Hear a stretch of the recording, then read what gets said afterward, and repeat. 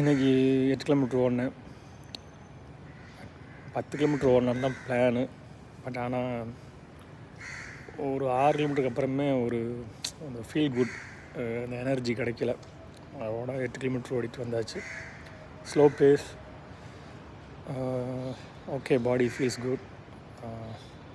இந்த வாரம் இன்னும் ஒரு மேபி புதன்கிழமை இல்லாட்ட வியாழக்கிழமை ஒரு நாள் ஓட்டு, அப்புறம் சனிக்கிழமை 3 days ஓடணும்னாவே I think under 1 hour 10 kilometres ஓடிடலாம்னு நினைக்கிறேன். பார்ப்போம். அப்புறம் ஓடும்போது ஓடுறதுக்கு முன்னாடி ஒரு நியூஸ் பார்த்துட்டு போனேன். இன்றைக்கி ஓடுற டைம் 5:45 தான் ஆரம்பித்தேன். 5 மணிக்கு எந்திரிச்சிட்டேன். அப்புறம் கொஞ்சம் கூலாக இருந்துச்சு, மழை வரும்னு நினச்சேன்.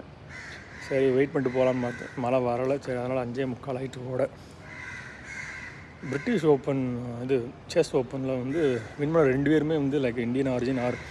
இந்த பொண்ணு சின்ன பொண்ணு 11 year old போதனா சிவனந்தன், யங்கஸ்ட் எவர் பிரிட்டிஷ் விமன் சாம்பியன். அமேசிங். அவங்க ஆக்சுவலாக நான் ஃபாலோ பண்ணுறேன் சோஷியல் மீடியாவிலும் சரி, அவங்களோட நியூஸை. Amazing progress. அதாவது மென் சைடுமே ஒரு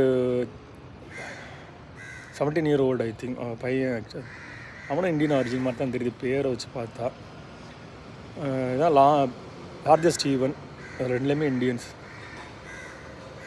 வேறு என்ன, இன்னும் 4 நாளுக்கு கழித்து world cup, hockey world cup start ஆகுது.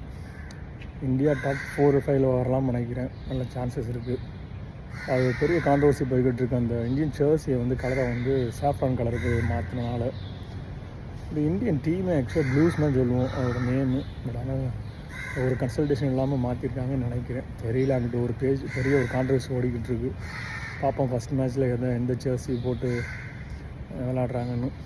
வாழ்த்துக்கள் இந்தியன் டீமுக்கு. All the best.